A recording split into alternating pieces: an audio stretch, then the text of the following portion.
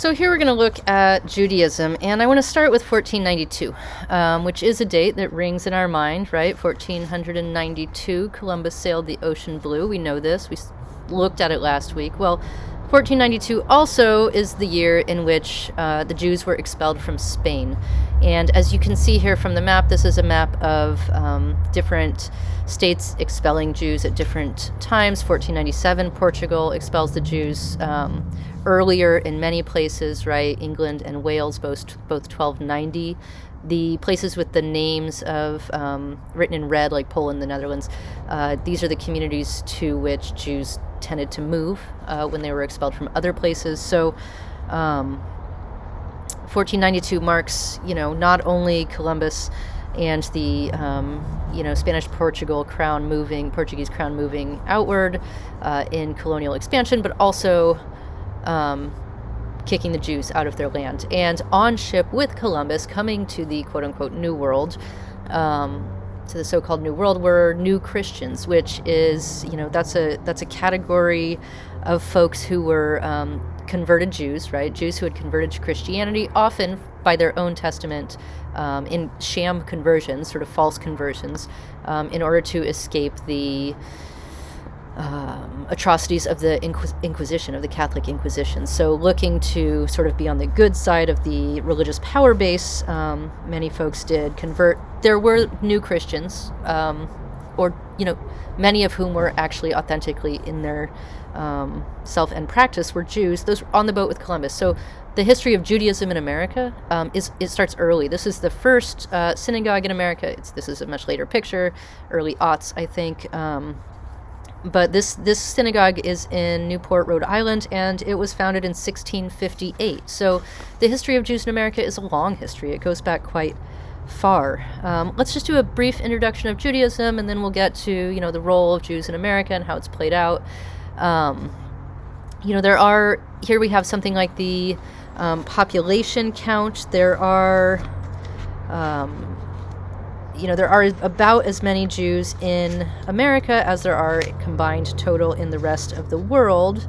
And many of the Jews in America don't see themselves as religious Jews. So this is kind of a place to start, there's about 7.5 million Jews in the U.S., more than half of the Jews in the world, about 2.5% of the U.S. population, but about 3/4 of them, about 4.5 million Jews, say that being Jewish is a matter of religion, right? So 3/4 of the Jews in America say being Jewish is a matter of religion for me, right? Which means that about 1/4 of the United States Jewish population, for those folks, being Jewish is not a matter of religion. And this is something that doesn't transfer really well to like the cultural Christian norm of America, but it's important to know that Judaism is a matter of, it's not only a matter of religion, it's also a matter of ethnicity or culture, right? So one can be an atheist Jew in a way that it just doesn't make sense to say an atheist Christian. In fact, there are a lot of atheist Jews who are culturally and ethnically Jewish, but who are not religiously Jewish, right? So 1/4 of the Jews in America are themselves not associated with the religion. This is a tradition for which religious and ethnic identity are overlapping categories, and this, you can think back to Native American traditions. There's some consonance with that. So again, we're going to begin with the religion and get back through, we'll get through that back into how these overlapping categories of identity manifest in the lives of American Jews.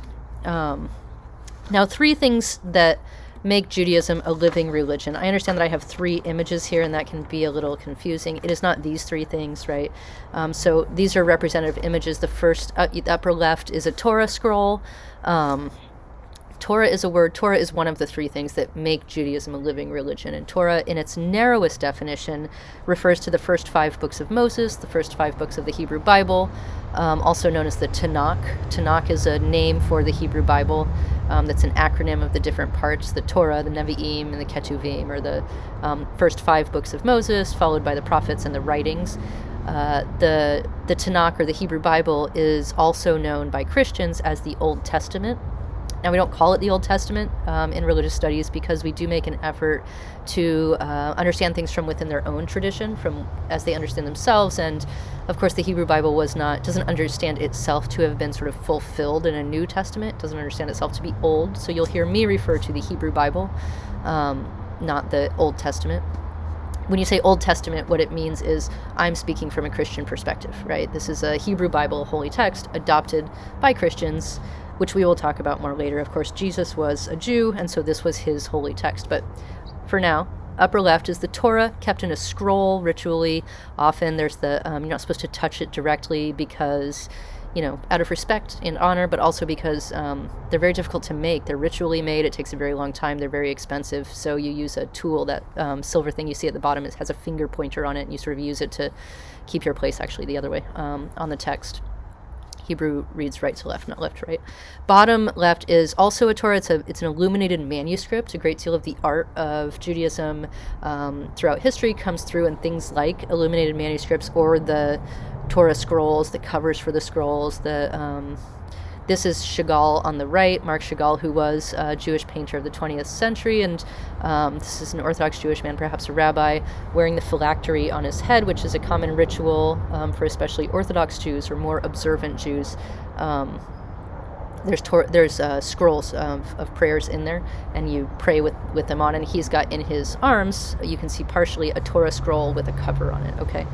That's what's pictured here. So overlapping, but not in exact, in any kind of way that these exactly represent, three things that make Judaism a living religion.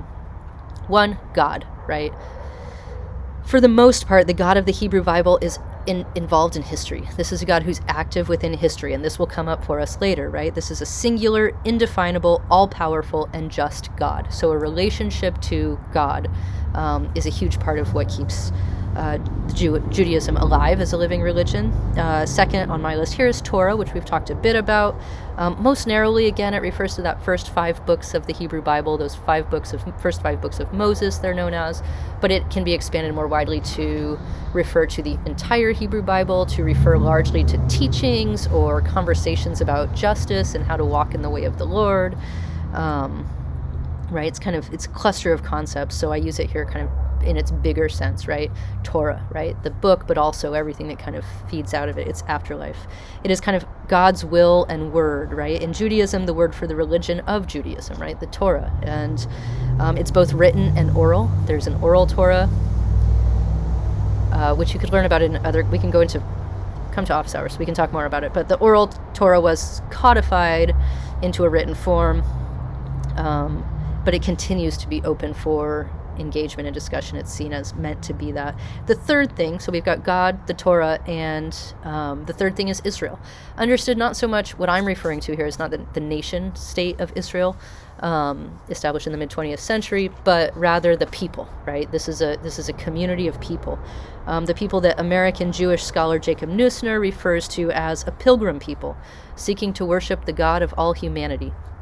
Right, so this is people, pilgrim people who have historically, for reasons not always of their own choosing, been on the move, right? But really working and seeking and cohering around a desire and an effort to worship the God, the universal God, the one God, the God who sits above all gods, the God who, the God of all humanity, right? Not a God of a specific locale. But they are the ones to whom God gave the Torah, right? This is the kind of chosen people in that respect. Chosen, by the way, in the Hebrew Bible, not because they're sort of better, right? That's made really clear. It's not that you're better. It's not that you're smarter. It's just that I chose you, right? It's kind of God's stance, and it's a hard lot to be chosen by God to receive the Torah and carry it through. So,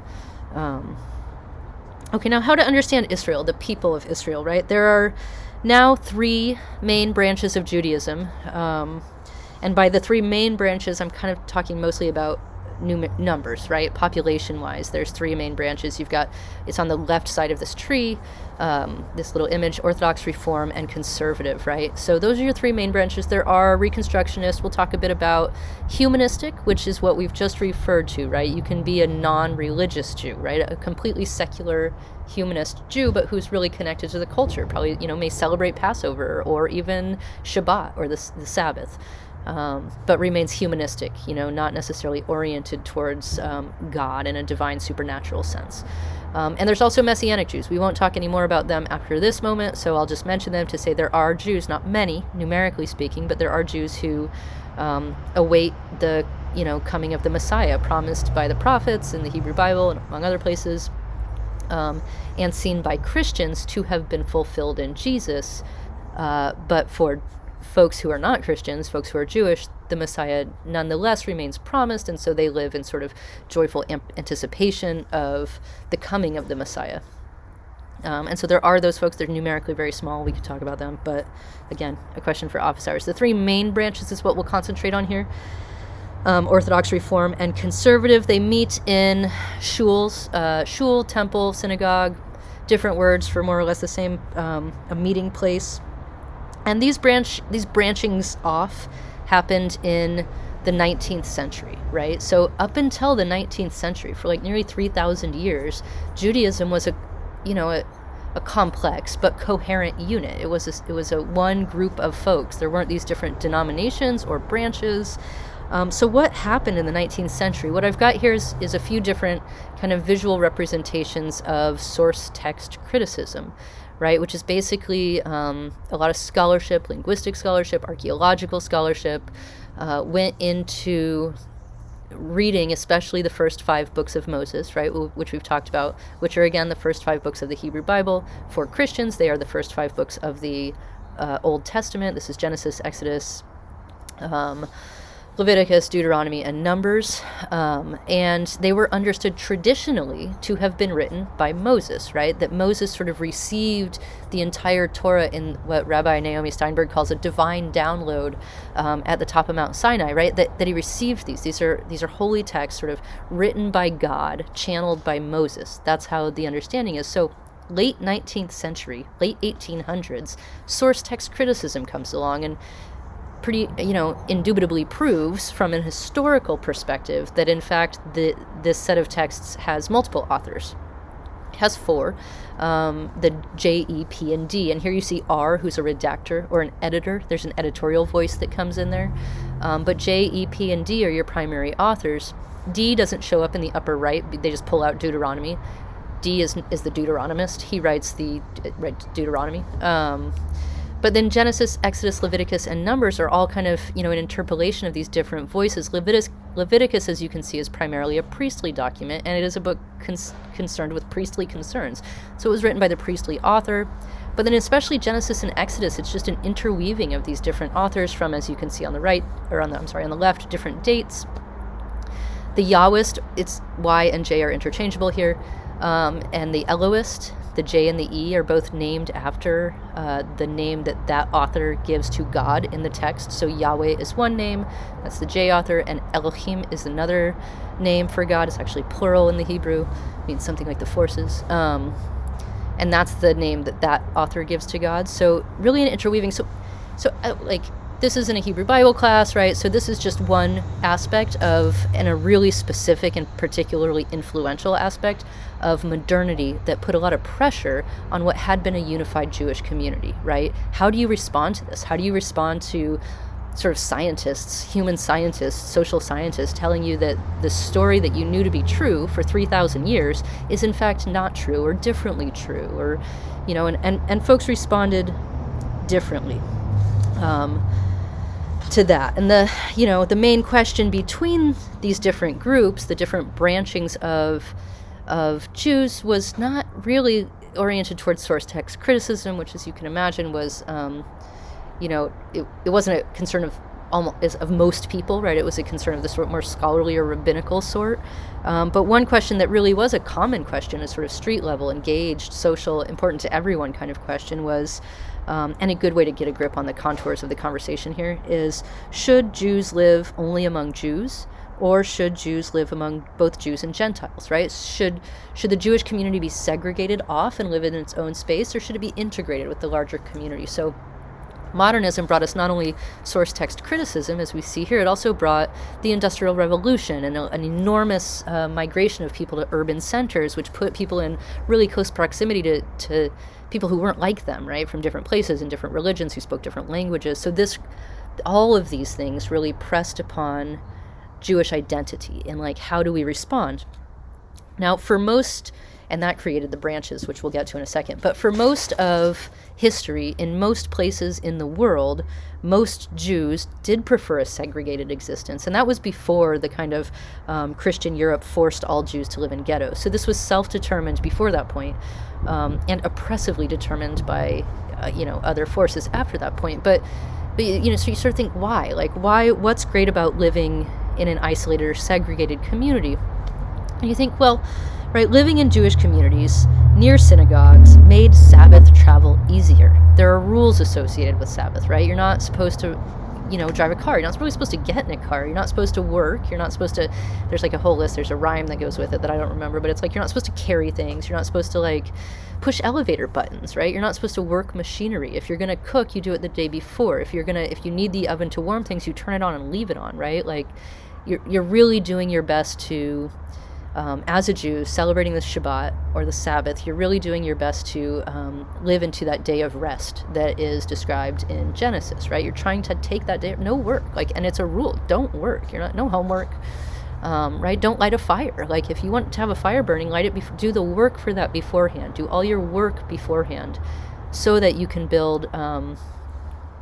Was it Heschel, whom we did read in a different place? I think it was Heschel, who calls the Sabbath a palace in time, right? You spend your week building it, right? Like, to make sure that you have that palace in time, to make sure that it's set aside and there's fences built around it, so you're not allowed to work, right? It's not a suggestion, right? It's a rule. So if you live close enough to walk to shul, which you're supposed to do, that means you're living around a bunch of folks who are also going to shul, which makes it worth building the building, right? Like, you have to have enough Jews in one place to make it worth having a temple, a synagogue, a shul right there, so you can walk to it, Having a kosher deli, this one's in the Bronx, made keeping the dietary, rules easier, right? If it's hard to maintain a kosher deli if there's like only a couple Jews in town. But if you live in a condensed, social environment of Jews, then it's easy to maintain a kosher deli. So much of one's day-to-day, minute-by-minute existence is organized by the Torah, right? By the laws, the mitzvot, or good things, that being surrounded by a community of people following the same ritual cycle and working in the same way to make each day holy, it just made things easier. And you can think about this in terms of like dorms, right? College dorms. If you want to really be studious, the idea is it kind of helps if you're living around people who also have finals week at the same time, for whom midterms fall at roughly the same, time in the year, right? That helps. Or a military barracks, right? If you're going to follow a world view and really dedicate yourself to a certain set of ritual prescription, it's nice if the people you live with do the same thing, right? Just makes it easier. So we'll tap back into history for a second here. In 1787, the U.S. Constitution gave all white males full citizenship, right? In 1789, the French Revolution did the same. And so here, even before the late 19th century, you have the late 18th century, really some political movements pressing questions, saying, to live, should we as Jews, as part of the Jewish community, should we live as part of and participate in these secular nations, or should we remove ourselves, right? Before and since these political questions, some have always preferred segregation, as I said. This is a rule. There are exceptions, but it's a rule insofar as anything that doesn't fit it is an exception. You can think of it like this: all segregationists are Orthodox, but not all Orthodox are segregationists. Okay. On the other hand, integrationists, folks who say, yeah, let's live within secular culture, right? They share amongst themselves the view that Jews can and should live with Gentiles. Gentiles are non-Jews, right? That they should study secular books, that they should pursue secular careers, that they should speak the same language as their Gentile neighbors, right? It's really the differences in doctrine, or the nitty-gritty, right, that separate one integrationist Jewish community from another. American Judaism is overwhelmingly, pretty thoroughly integrationist. So, and this just bottom left before I move on, this is you can sort of see where in America do Jews mostly live, and you see yes, New York is big, California, Florida, big, Massachusetts, big, right? Less so in like the Midwest. You just don't see a lot of Jewish community out there. Fewer than 1% of the population, right? Okay, so let's go into some of these branchings really quickly. Our first one is Reform, right? And this is a very popular form of American Judaism. It gets underway in the mid to late 19th century when those pressures to modernity really hit. And we have on the right-hand side, let that pass. We have on the right-hand side of the screen here Rabbi Isaac Mayer Wise, who lived 1819 to 1900. He was the major architect of Reform Judaism, a thorough Americanizer. Thoroughly Americanizing, right? He believed that the Declaration of Independence and the United States Constitution were the fulfillment of Mosaic law, right? Like not in agreement with them, not acceptable in terms of Mosaic law. They were the fulfillment of Mosaic law. So, of Mosaic revelation, that like this is how Mosaic revelation becomes modern, right? Like not everyone agreed. So for Wise's version of Reform Judaism, which there's variations of today, there's a lot of Reform Jews in America, and so there are variations, of course, but he dropped all prayers. He affirmed divine revelation, said yes, the divine reveals itself to the human community, but he denied the authority of the Jewish law. He says the Torah is holy, but it is historical, and it is bound to its historical reality, and the ethics are what's most important. So he says that an informed choice, this is a quote, would make American Judaism free, progressive, enlightened, united, and respected. Right? So he really wanted people to choose which rules applied. Reform would be the modern faith. He thought of it as the universal ethical faith, that this is what humanity could give to the universe, right? That like as it's a total fulfillment of humanitarian, humanistic, ethical development. So this branch of Judaism was not popular among immigrant communities at all. Wise said of immigrant communities, and we'll see this was kind of, a time of rampant anti-immigrant sentiment in America, and Wise participated in this. He looked at the immigrant communities who wanted to maintain an orthodox commitment to the Torah and the kosher laws and whatnot. He looked at them and he said, we are Americans and they are not, right? So he wasn't, they didn't get along so well. 1875, you get Hebrew Union College is established. So, we're in 1875 now. Hebrew Union College is established. 1883, Hebrew Union College hosts its first graduation of rabbis, right? And that's the bottom left. This is the invitation to the banquet, which came to be known as the treif banquet.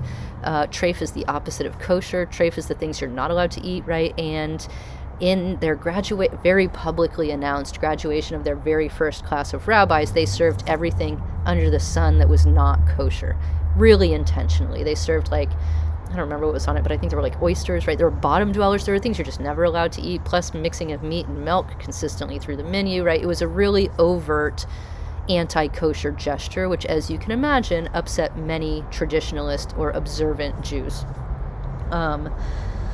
In 1889, the Central Conference of American Rabbis was established as part of this reform movement. This was really a religious optimism, a modern sensibility, understanding understanding Israel is no longer a nation, right, of people, but a religious community that was interspersed throughout. And in 1885, we get the Pittsburgh Platform. I know this is lengthy. I'm going to read it. This is really the kind of big statement of Reform Judaism, and it's worth noting. We recognize in the Mosaic legislation, that's to say the laws of the Hebrew Bible, a system of training the Jewish people for its mission during its national life in Palestine, right? It was good for them way back then, is what they're saying. And today we accept as binding only its moral laws and maintain only such ceremonies as elevate and sanctify our lives, right? But we reject all such as are not adapted to the views and habits of modern civilization. Anything that appears in the Hebrew Bible that doesn't fit my modern lifestyle, I say no, right? This is what they're saying. We hold that all such Mosaic and rabbinical laws as regular diet, priestly purity, and dress, very much traditionalist mainstays, originated in ages and under the influence of ideas entirely foreign to our present mental state and spiritual state. Their observance in our days, and this is the kicker, right, is apt rather to obstruct than to further modern spiritual elevation. So they're not just saying, I would like to do this with my community, let's go do this, we reject those. They're saying, all of you traditionalists who are still holding to the kosher laws and your rules about dress and behavior and priestly purity, you're actually hampering, you're getting in the way, you are an obstacle to spiritual development for Jews and non-Jews alike, right? We recognize in the modern era of universal culture, of heart and intellect, the approaching of the realization of Israel's great messianic hope for the establishment of the kingdom of truth, justice, and peace among all men. And this really hits on that, what we mentioned earlier, that, or is consonant with and partakes of Wise's own belief and assertion that the founding documents of the American nation were themselves this, a fulfillment of Mosaic revelation. They were this realization of Israel's great messianic hope. This is what the Bible came for, is to create this universal, secular-ish, but spiritually inclined and morally rooted culture, right? So again, not everyone liked that. And so Orthodox Judaism, which had, again, there was no such thing separate as Orthodox Judaism. Like, people were different cultures, different levels of, observance, different degrees of observance. Some people were more observant, some people were less, but there weren't these defined branches, right? But then when Reform comes out and really defines itself, then all of a sudden, in response, the Orthodox traditionalists defined themselves, right? So Orthodox Jews in America today, it's less than 10% of the American population, no single congregational group, no rabbinic association, no, sort of canonical creed. There's no kind of like head rabbi here, right? But they're more respected and more, revered. But much of the Orthodox population is immigrant or remains deeply rooted in its immigrant heritage. It holds firmly to the sort of old country, right? Which is more the case in New York, like Williamsburg and the Bronx, than it is in, say, Irvine. There's a big, or Seattle, right? Big Orthodox populations in both Irvine and Seattle, but they're less tied to the immigrant roots, right? The Eastern Seaboard tends to be more rooted in its immigrant tradition, right? The tradition's immigrant roots help to explain its style of organization. Immigrants were generally unorganized and not interested in the intellectual debates surrounding questions of reform. Orthodox Jews believe that adapting their spirituality to the American context would be bartering away their ancient faith, right? And there, there's a way in which you can very much, and this is our job, we want to understand the ways in which the worldview of others makes sense, right? You can understand how this makes sense, right? That like actually, if we believed for 3,000 years that we were beholden to do what God in this book told us to do, well then why all of a sudden, when, there's an industrial revolution and there's all kinds of secular people around us and it's more convenient, not why all of a sudden God isn't telling us anymore, right? They've got a point. They recognize that the Americanizing temptation was very strong, and they put up a correspondingly very strong defense against it. So Yeshiva University, bottom right, is in New York, dates its inception to 1886. So the 1880s were really big in setting up institutional structures, mostly schools, to help train rabbis who would then, lead people, right? Lead groups. Yeshiva University is a degree-granting university meant to prepare students for the rabbinate, or to be rabbis. It combines Torah study with scholarship. And in shul, which is like most often Orthodox Jews will refer to synagogue as shul, right? In shul, prayers are in Hebrew. Men and women sit apart from one another, very traditionalist, right? You do not sit next to this very, very gender segregated on a binary fashion, and the prayers are in Hebrew. So very traditionalist. Now, conservative Judaism, right? What's that, right? And we think of conservative as kind of like, well, we describe maybe Orthodox as conservative in terms of the American political attribution of that word, but conservatives really came out as a response to reform, right? They said there's a lot of conservative Jews in America. Many reform-minded Jews were so offended by the Treif banquet, what they saw as an excessive reform tendency in the reform movement. The reform were pretty liberalizing, right? There were a lot of reform-minded people who just thought that that Wise and his cohort kind of went too far, right? They wanted reform, but just not that much, and so they really sought to define a middle ground. They're a little more rule-bound. Conservative Jews who don't keep kosher still expect their rabbis to, some say, and this is a little bit of a joke, but there's a little truth in it, some say that conservative Judaism means that Orthodox rabbis serve Reform Jews in conservative synagogues, right? They really are that middle ground.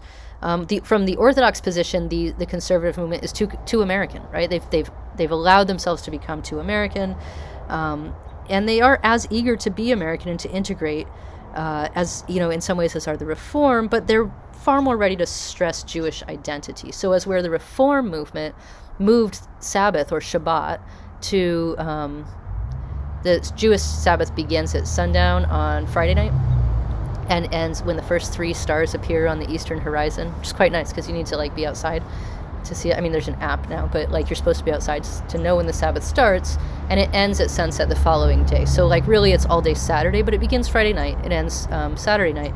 Now Reform Jews moved that, and they said it starts on Saturday night, it ends on Sunday night. And this was to Americanize. American Christians held their Sabbath on Sundays, and if you're a Reform Jew and you live in a integrationist way with Americanized communities, and you want your kids to play soccer, you can't really do it if soccer's on Saturdays, right? So you can't do it and also maintain your religious commitments to the Sabbath. So the Reform-minded folks most often move their Sabbath to a sort of Saturday night to Sunday night schedule. Well, conservative Jews say, no, we're going to keep the Friday to Saturday Sabbath. That's what we're going to do. And conservative Jews, whom we're seeing here, they look at Reform Jews as kind of negligent of the traditions, but they look at Orthodox Jews as kind of a return to Mosaic times is impossible. And so so they try really hard to hit that middle ground. They accept and participate in modern scholarship and criticism, but they also demand obedience to the law, right? So in 1886, again, we're in the 1880s, you get the Jewish Theological Seminary, also in New York City, bottom left. And you can see, top left, that we have a conservative worship service here, and you're seeing men and women sitting together, right? So there are ways in which that modernizing tendency has really been a big part of what's going on here. Now, in terms of, we see some women at the front of the room sort of leading the musical service here. In terms of just use that as our transition into women. In 1972, the Reform movement begins ordaining women. In 1974, Reconstructionists, whom we'll talk about in a second, ordain women. In 1983, Reform rabbis decide that patrilineal descent is cool, right? So traditionally, what makes one Jewish is if one is born of a Jewish mother, right? So if your mom's Jewish, you're born Jewish, that makes you Jewish. But the, Reform decided in 1983 that there is a possibility for patrilineal descent. That is to say, if you are a Jewish man and you marry a non-Jewish woman, but you have a kid who you want to be Jewish, well, that kid can be Jewish. If it requires effort, right? You have to actually make an effort, take the kid, but it's totally possible, right? So that happened in 83. In 1985, conservative Judaism ordains women. So this is all kind of the branches. The branches happened in the late 19th century. By the late 20th century, you get women integrated into leadership roles, not in Orthodox Judaism. And also a question I often get, which it just occurs to me I didn't write in my notes, is can you convert to Judaism? Yes, you can. You cannot convert to the ethnic role of I can't become an ethnic Jew if I'm not an ethnic Jew, but do I want to become a conservative Jew? I can. Do I want to become a Reform Jew? I can. It's much more difficult and often impossible to become to convert to Orthodox Judaism, but still sometimes possible. The tendency for rabbis is to say something like, yeah, but why would you, right? Even on the Reform end, are you sure? Whereas Christians are kind of into, yeah, become a Christian, right? They kind of make it easy, conversion. That's the goal, right? But for Judaism, it's they don't make it easy, right? The question is there's a lot of rules here. There's a lot of laws. You're becoming, you're bearing the burden of the Torah in some ways and maintaining it. What are you sure, right? That's kind of the common response. So, okay, so all of that, the ordination of women in the late 20th century followed on a movement known as Jewish renewal, right? Which was mid to late 20th century, kind of a re-entry, a reaffirmation of spirituality within Judaism. In a lot of ways, spirituality takes center stage, right? So we've got a few examples of this. Tikkun Olam became a very important point of access for Jews to become engaged. It means repairing the world, right? And it's the idea here is that, the world is a cracked vessel. It's not perfect, and it is on each of us as humans to be human, to constantly repair it. It always needs repair. So like you're always working to not with any expectation of complete perfection, right? Because you're not God, but with the expectation that you have with a sense of human responsibility. One is always working to repair the world. So that comes out in environmental justice often. You also have a lot of social action movements happening during this renewal phase. So the Religious Action Center at the bottom is just one example, but there were many established in the 60s and 70s of explicitly Jewish social action groups. And what you see on the left is a mikveh, a woman entering the mikveh. According to traditional Jewish law, you are not allowed to build a synagogue in a town until you first built a mikveh. And mikvahs are not exclusively for women, but they are primarily used by women most often, right? A mikveh in Jewish law, a woman after her menstrual cycle must go into the mikveh to sort of like cleanse herself before she returns to sexual intercourse with her husband, right? That's one thing. You would also go into a mikveh after giving birth, and on certain high holy days, men also would go into a mikveh.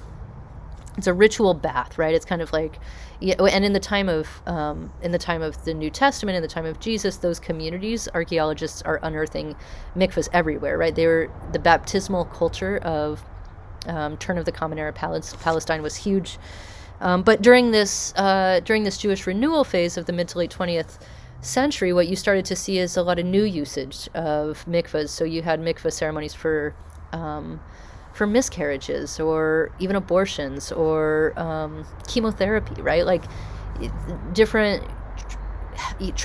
things that involve the body and were transformational in one's life, but also potentially maybe a little bit traumatic, right?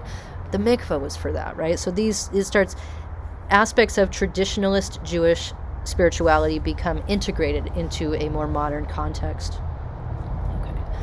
And here's just a quick look at the sort of common, like the most visible major holidays in the American context, right? It's not necessarily the most important. I haven't put, it occurs to me that when I say that, I haven't put Hanukkah up here. Hanukkah is a super minor holiday within the Jewish tradition. It's big in America because it falls near Christmas, right? But it's a very minor holiday in Judaism itself, so we're not going to talk about it here. But bottom left is the Sabbath, right? You light the Sabbath candles, you break the bread, you say some prayers, you read some prayers, you invite the Sabbath in, and like really take a moment on your Friday evening meal, or if you celebrate it Saturday to Sunday on your Saturday evening meal, to honor the day of rest, to honor the role that to recognize a time that's holy, set apart, right? To separate the sacred from the profane. There's this, very cultivated ritual to do that, and we're just going to go kind of that's every week, so you could sort of start anywhere beyond that. And we'll start with Rosh Hashanah to the bottom right, which is the Jewish New Year, and you've got there the ceremonial blowing of the shofar or ram's horn, which sounds very cool, might be worth looking up on YouTube, to ring in the New Year. And apples, honey, sweet things are meant to, they're a way to ring in the New Year with sweetness. Shana Tova is what you would say, good New Year, right? And then moving around, now we're going counterclockwise. The Passover meal is probably the most common shared celebratory, like familial meal. Like, if Jews in America don't celebrate every holiday, they tend to go home for Passover, and it is a very ritualized meal. There's a whole script that goes along with it that you say every year. How is this day not like every other day? And it's a holiday meant to celebrate to commemorate the exodus from Egypt, right? When Moses leads the people out of Egypt, out of slavery. And each one of those foods on that plate, we don't have time to go through them right now, but they each symbolize a different aspect of the story, and so they're kind of ritually eaten throughout it. You can look that up. A huge part of Jewish art is developing things like that. Passover plate right there, there's a lot of them. Also known as Pesach, Passover. Okay, and then moving counterclockwise to our final one, top left, that is a sukkah, which is a booth, right? It's like kind of a tent. You have to construct it in such a way that you can see the sky. This is a very nice one. You see them on the HSU campus every year at Sukkot, which is in the fall. and it's a very, you eat your meals in there for a week, and it's the end of the year's agricultural labor, and it also sort of commemorates the 40 years that the Jews spent wandering in the desert, living in tents, basically. So you eat every meal in there. It's extraordinarily celebratory. Really observant Jews aren't allowed to work for the whole week, which is pretty sweet, except you are allowed to work only to do things that increase the joy or the festivity. So, like, if you have to make a meal, you got to make a meal, right? If you have to, I don't know, just to increase the joy. So those are some of your more visual holidays. One thing that we'll note about them is that Jewish holidays are really embodied. They're really like in touch with the earth, in touch with the environment. Again, the Sabbath, you have to see the 3 stars unless you're following your app. But they are it's a very embodied faith. So now, okay, here we go. Now we're moving into the later 20th century. We're going to go for the interwar period, right? We've gotten up to in the historical narrative, we've gotten up to the point where these 3 branches, the 3 main branches of Judaism, kind of define themselves. So this brings us to the interwar period, which is like 1918, between World War I and World War II, 1918 to you could peg it anywhere, 39 to 42, so 43. This was an era characterized in America by rampant anti-immigration sentiment, right? Anti-Semitism, eugenics was big, right? So Henry Ford of, the Ford Motor Company printed on his own dime the Dearborn Independent for years, and it was really an anti-Semitic rag. He called it the Chronicle of Forgotten Truth. Is that what it was called? Seems I didn't write it by. The Chronicle, he understood this paper to be, and himself to be, the chronicler of forgotten truth or neglected truth or something like that, and he's very much spreading anti-Semitism and eugenics and white supremacy. And the KKK had a resurgence and openly marched regularly in front of capitals, including the U.S. Capitol. It was not a rare occurrence. America First was a big thing, right? America First was the kind of rallying cry of the KKK during this era, and the idea was anyone who's an immigrant is not America First, right? Anyone who's coming from another country needs to leave. So you might hear that might remind you of certain aspects of our own era. Also, when I show the internment camps here, America's concentration camps, which were in operation from February of 1942 through, many of them through 1946. Now, these were dedicated mostly to incarcerating Japanese people, Japanese American citizens, but there were also Italians and Germans in those camps, and they participated in a larger anti-immigrant ethos. So all of this to say, this is the context within Judaism is developing in the early era of its own denominational branching, right? So there was a little bit of a defensive synagogue growth, right? Like trying to build an infrastructure that would render worship safe, and communities coherent. And also there was a lot of Jewish immigration happening at the time. In 1900, there were about 1 million Jews in America. In between 1920 and 1924, another 1.75 million Jews immigrate, so almost tripling the Jewish population in a pretty short time.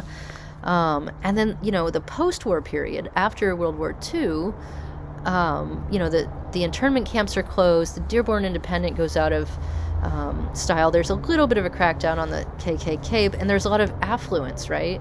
And a fair amount of conformity, right? Or at least superficial conformity. A move to suburbia. Socioeconomically, a lot of people moved to suburbia, which means there were fewer Jewish neighborhoods. They built more synagogues out in suburbia. Synagogue activity was as much cultural as it was religious. So you see, Jewish sports clubs and stuff that many of you may have participated in if you lived in LA.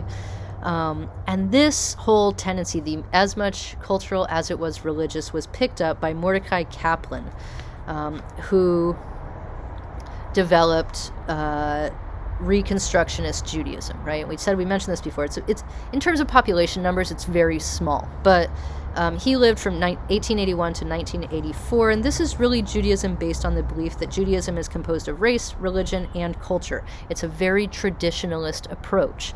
And so in terms of dates, he writes in 1934, he writes Judaism as a civilization. And in 1968, he's teaching at, he establishes the Reconstructionist Rabbinical College. So again, about 100 years later, they get their own college. But he taught at the conservative Jewish Theological Seminary, which we've already been introduced to. He really urged his followers, to join other already existing congregations. He saw the denominational breakup as a problem. And for Reconstructionists, God was, they get a little trippy, okay? So for Reconstructionists, God was the imminent apotheosis of human creativity. So you can pause and repeat that, right? The imminent apotheosis of human creativity. God was the order of nature. This is a really bottom-up model of the divine or the sacred of God rather than a kind of top-down model. And it was very attractive to what were known as red diaper babies, right? The children of communist-leaning atheist Jews who had left their religion, but were ethnically Jewish and had cultural roots, still maybe celebrated Passover or other holidays, but were not into the religion at all. Their kids, seeking more tradition, and especially the 70s, and went in for Reconstructionist Judaism, which, as you can see on the right, this is Northern California, really brings a lot of the traditionalist elements. You can see that this is the Torah is being paraded. It's in the scroll with the cover, right? So the religious revival of the 50s was really all about joining, right? Think of Will Herberg's famous text, Protestant Catholic Jew, right? From 1954, where he sort of tries to describe the American religious landscape as unified around a kind of Judeo-Christian, which is a strange formulation to begin with. Jews and Christians are different. But the revival that began in the 60s and that continued through the 70s and 80s, it was all about participation. A real rededication to Judaism's mystical and experiential heritage, and that called people to act, right? So American religious studies scholar Catherine Albanese describes this. She says that the God who acted, which the Hebrew Bible God is very active in history, remember? The God who acted led to a people who acted. And that brings us to Abraham Joshua Heschel. We'll close here. We read a piece by him. We can see this ethic of participation really manifested in Heschel's piece, What We Might Do Together, which you read, doing takes center stage. Right off the bat, he hits hard, which is his rhetorical mode. He says, the striking feature of our age is not the presence of anxiety, but the inadequacy of anxiety, the insufficient awareness of what is at stake in the human situation. He says, yes, more and more people are talking about anxiety. It's been identified as something that can be treated, that can be recognized, it can be, it can be addressed. But he says what's striking is not how many people all of a sudden recognize their own anxiety, but how completely inadequate that anxiety is before the overwhelming challenges we face as a human community. Things like, climate change and social justice, right? His persistent stance was one of social and environmental engagement. He was alive from 1907 to 1972. He came to America in 1940.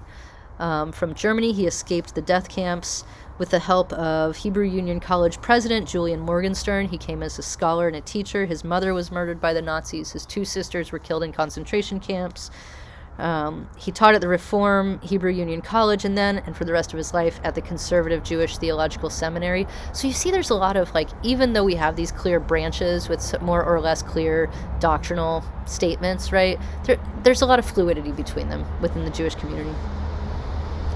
Heschel was deeply involved in ecumenical and social justice work. He marched in Selma, as you can see on the right, with MLK, famously saying when he was critiqued, as many religious leaders were at the time, why are you getting involved in social justice? Aren't you supposed to be a religious leader? Stick to the spirit, stick to the soul, leave politics to the people who know it. He says, hey, no. I was doing religious work. What I was doing, I was praying with my feet. That's what I was doing. And then he went and encouraged others. He spent much of his intellectual and rabbinic energy encouraging others of every faith to do the same, right? Start praying with your feet. His rhetoric was uncompromising. It was often a gut punch, as you read. What should have been humanity's answer to the Nazi atrocities? He asked us, what should have been humanity's answer? And he says repentance. This should have been humanity's answer. Repentance, a revival of the conscience, a sense of unceasing burning shame, a persistent effort to be worthy of the name human, to prevent the justification of a death of man theology, to control the urge to cruelty. So that should have been our response. One can only imagine what his response might be to late 20th, early 21st century America's living up to that. Really taking on the prophetic voice, a voice that shakes its fist at moral complacency and speaks truth to power and shames us for our lack of humanity or our lapse in moral concern. really living into that prophetic voice, he reminds us here in the writing of the pre-theological situation. That's what he calls it. He calls us back to the authenticity of original religious concern. This is the pinnacle in a lot of ways of the spiritual response to modernity. He says, modern pressures may have led to splinterings. They may have led to branchings in the Jewish community. They may have led to a concentration on technological control, on scientific surety. They may have embroiled us in the economic arena in really complete ways that define our lives. But he says they've also distanced us from our shared humanity, from the human impulse to know the divine, to approach the sacred, to see that God, whatever it is, however it's defined, whoever it's conceived to be, God is an aspirational notion to be uttered, as he says, only in astonishment. And that astonishment, to be human, to enrich our humanity, must be living, connected to the human situation, committed to the betterment of that situation. As Mark Lee Raphael tells us in the other reading that we did, that commitment since Heschel's time has played out in an increase in tradition, right? Those traditional elements that we saw, especially in the last image of Reconstructionist Judaism. But it's happened in every branch of Judaism, a recommitment to tradition, right? And it continues to do so today. Next time we turn to Catholics, I look forward to that.